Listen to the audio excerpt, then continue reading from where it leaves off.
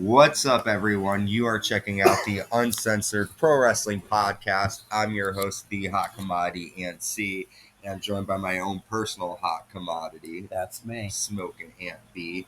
And today we're saying goodbye to 2025 and hello to our time machine as we jump into the Attitude Years. Goodbye, TKO, and hello, Vince McMahon. Yeah, just Vince. I found out that something interesting was that during this time, Stephanie was in charge of creative. I didn't realize that. I thought that she started later on as head of creative, but she's been coming up with ideas and stuff. So thank you, Stephanie, I guess, for some of the content here. Yeah. But we are going back to the Attitude Years. We've covered seasons 1 through 3. You can check those out on YouTube. We're in the middle of season 4. We're coming off of No Way Out 2001, and we're kicking off our show with WWF Raw Is War from February 26, 2001, live in Phoenix, Arizona. And we have the new WWF Champion The Rock coming out to kick off the show. And he says that he respects the match he had with Kurt Angle, but not Kurt Angle crying and bitching afterwards.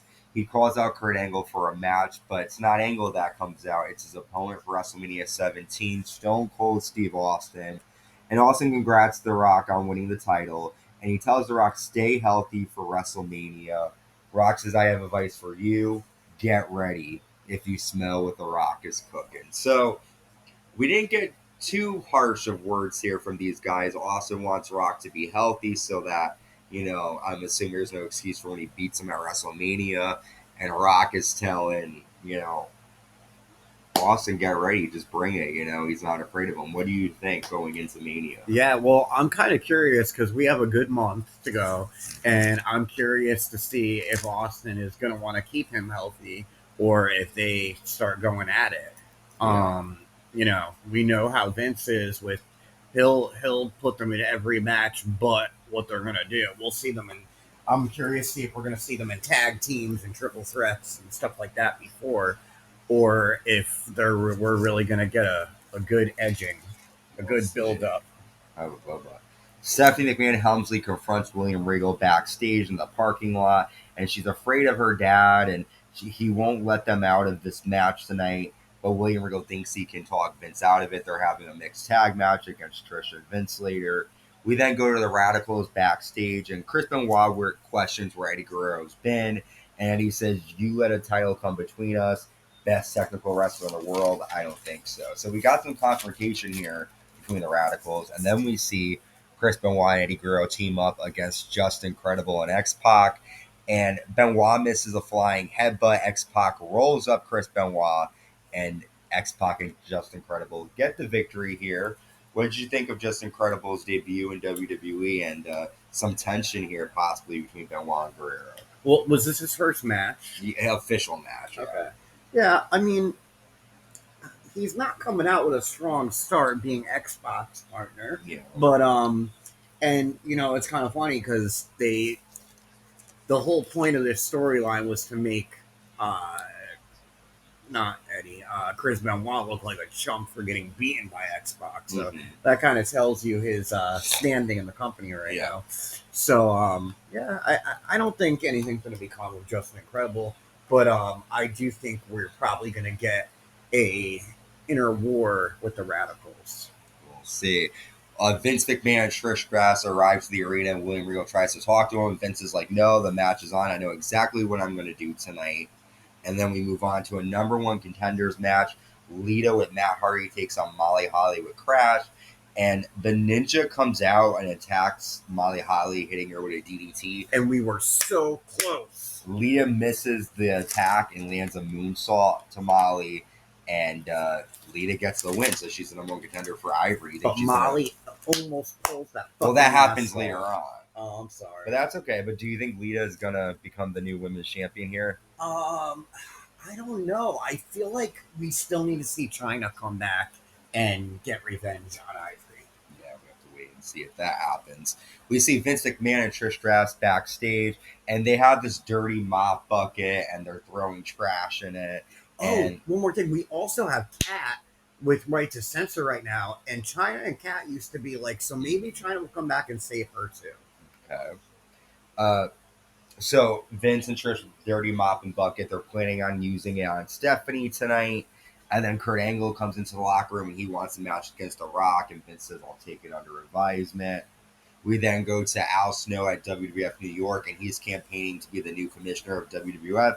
And he says that as commissioner, he wants to have midgets and he wants to take out the British presence. So why not? Yeah.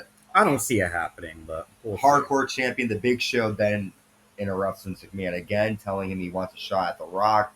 And Vince decides to book a triple threat match between the Big Show, The Rock, and Kurt Angle for the hardcore title later on tonight. We then get tag team champions, the Dudley Boyz, defending against Haku and Rikishi. Before the match starts, the Brothers of Destruction come out, and we see this is a good tag match between the Dudleys and Kane and Undertaker. But Undertaker and Kane attack Haku and Rikishi on the floor. Kane chokeslams Haku, Devon pins Haku, and they retain the titles after the Brothers of Destruction chokeslam the Dudley Boyz. So they took out everybody here. Yeah. Do you think the feud with Haku and Rikishi's done now with the Brothers of Destruction, or what do you think is next? They took out the Dudleys. So. I totally think this is going to go on. And we needed some new faces in the tag team division because it was just the 3 tag teams, and it's good to get Haku and Rikishi and Brothers of Destruction. Mm-hmm. I want to see them as tag team champions again. We'll see. William Regal and Stephanie McMahon-Helmsley take on Vince McMahon and Trish Stratus next, and both teams brawl with each other. And then Vince says, Trish, grabs him like, if you want it, come and get it, baby. And then he grabs Trish by the hair, dumps her into the ring. William Regal hits the Regal slam to Trish, and then Stephanie uses the mop on Trish Stratus, putting it all over her face. Vince says, mop the ring with her, and then Stephanie takes Trish's face, puts it in the mop. Well, not the mop. She puts it into, like, the bucket. And then Vince says, you thought you were daddy's little girl. You were daddy's little toy. And you know what happens after a while? You're tired of playing with toys. Playtime's over. And then Stephanie dumps all of the dirty mop liquid. It reminded me of the Godwin slop bucket. Yeah, it sure did on Trish. You were surprised by this. What'd you think? I knew this was happening, so I couldn't tell you anything. But I did not see this coming yet. I don't feel like it's done. I don't know if they're going to keep her around and abuse her, or if she's going to get revenge or what.